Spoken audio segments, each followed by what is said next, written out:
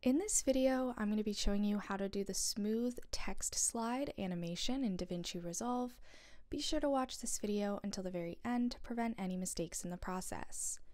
You're going to begin by actually adding text into your video. So you're just going to go into titles and text and add it in. Now this can say anything you'd like, so I'm just going to name it as example.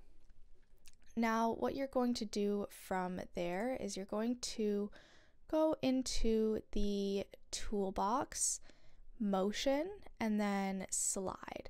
And you're going to add it to the beginning and end of your text, just like so.